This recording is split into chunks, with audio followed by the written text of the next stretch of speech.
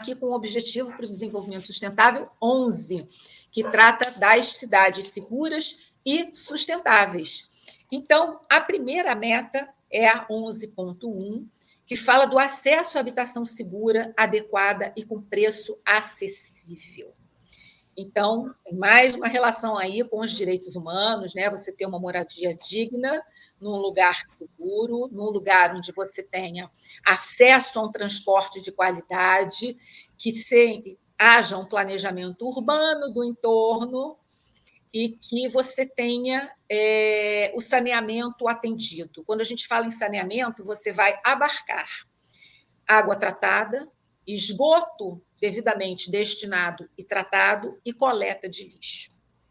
Então, parece que é algo muito simples, mas sabemos que, num país de dimensões continentais, como bem falou o professor Josué, isso é uma meta ainda, infelizmente, ambiciosa e fora da realidade de muitos brasileiros.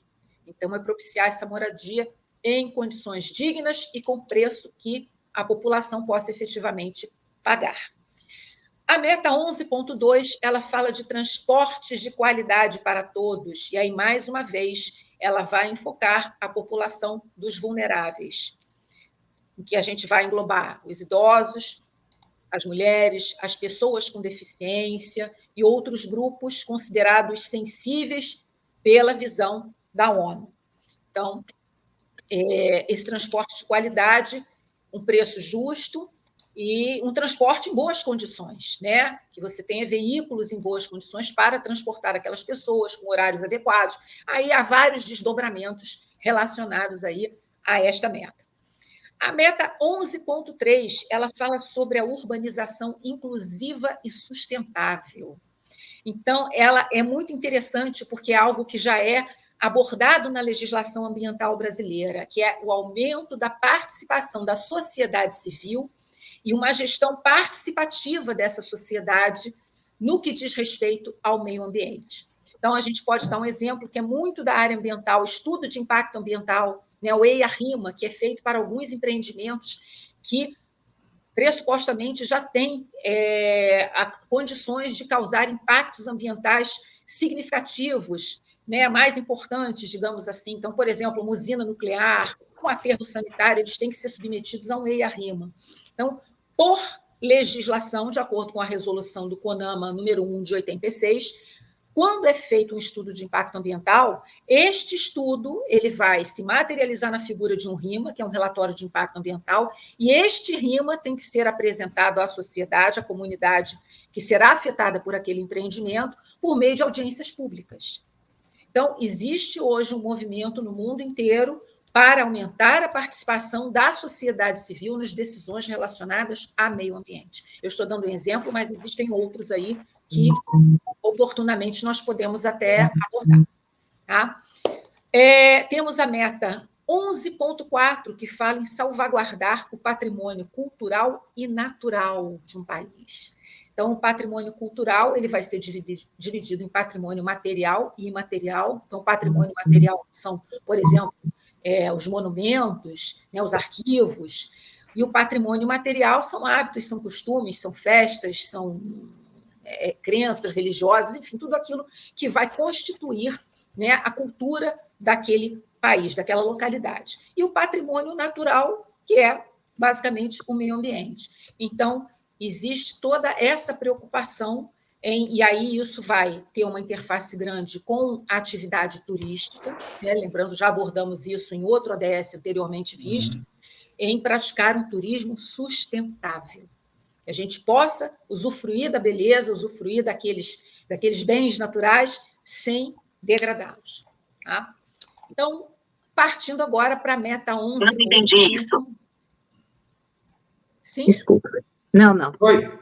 Pode seguir. Então, o item 11.5, ele fala na redução de mortes e de pessoas afetadas por conta de desastres naturais que tenham origem hidrogeológica ou climatológica.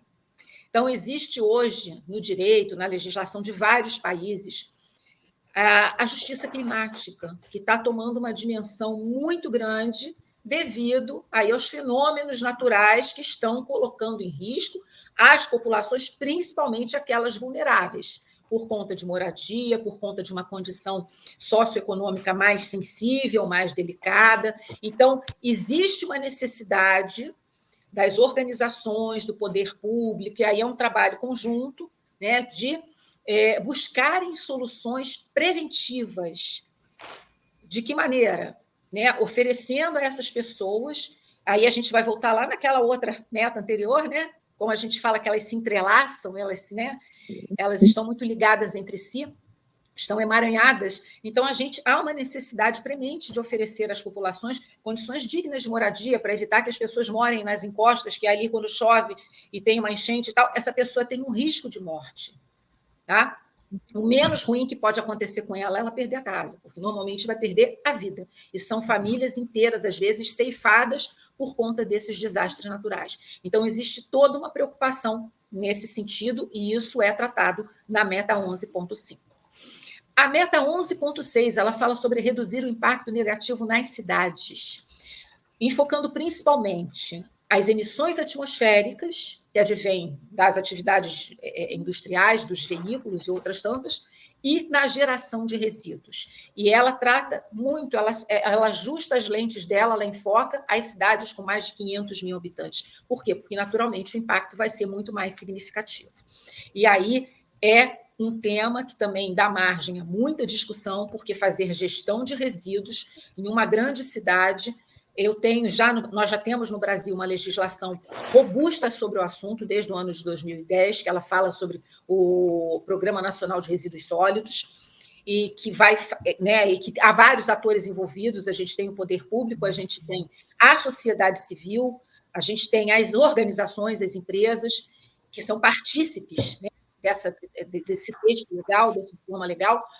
Só que, no entanto, entretanto, é muito difícil colocar em prática tudo o que é estabelecido nessa legislação, infelizmente, porque envolve um esforço muito grande, né, das organizações, no sentido de buscarem, principalmente, a redução do resíduo na fonte. Mais uma vez, eu volto a dizer que eu preciso de soluções inovadoras, eu preciso de tecnologias limpas para que o estado da arte é sempre a gente evitar que o resíduo seja gerado, é não deixar que ele seja gerado. Eu tratar o resíduo, eu dispor o resíduo, eu mandar para incinerar, eu mandar para um aterro, ok. Se eu não tiver outro jeito, é a solução, desde que seja correta e permitida pela lei, tudo bem. Mas o ideal sempre, o estado da arte, é eu evitar que esse resíduo seja gerado. E para que isso aconteça, eu preciso de processos produtivos que busquem, né, que estejam calcados nas tecnologias limpas. E isso demanda dinheiro, isso demanda investimento, isso demanda pesquisa científica. Mais uma vez, voltamos lá atrás no outra DS. Tá? Mais uma vez, digo que estão todos muito ligados entre si. Então, não é uma meta fácil de ser cumprida. Bom, evoluindo, a gente vai para a meta 11.7, que fala sobre o acesso universal a espaços públicos. Então, ela aborda a importância de se ter espaços públicos, parques, jardins e afins, né, principalmente disponíveis para as populações vulneráveis, para que as pessoas tenham contato com a natureza, com as atividades em meio à natureza. Então, ela vai fechar, esse ODS ele já está caminhando para o seu fechamento, mas aborda também esse tópico.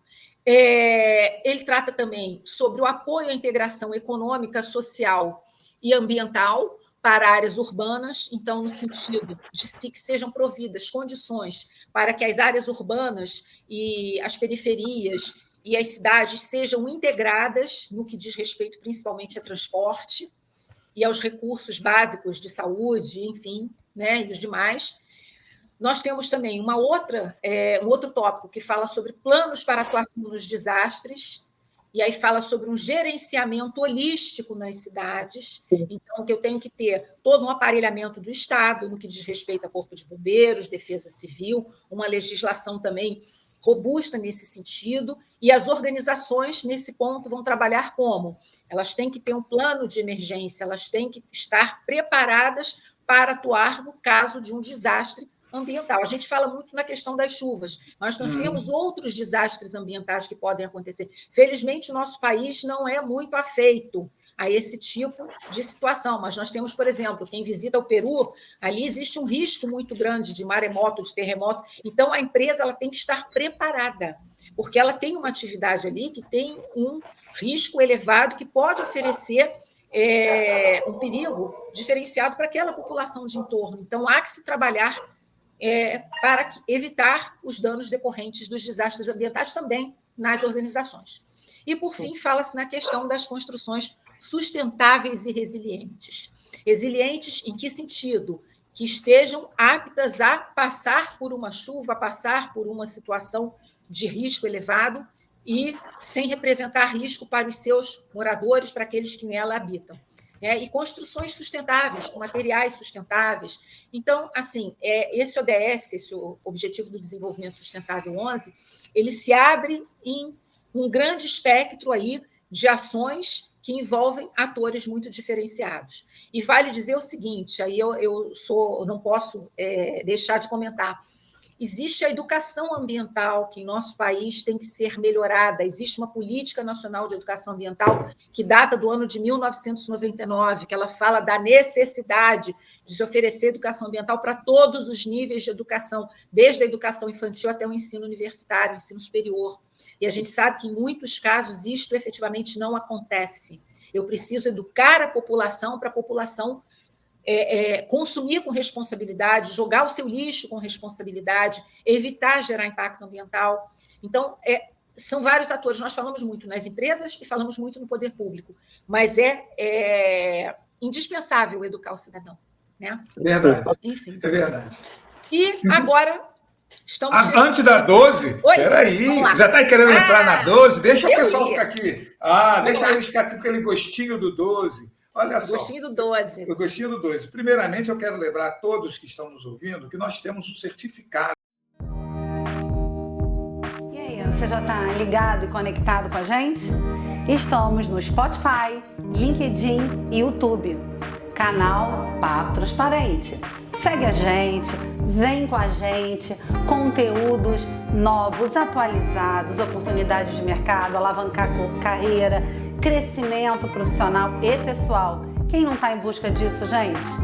Isso é tudo, né? Então vem com a gente, a gente precisa de você. Juntos somos mais fortes.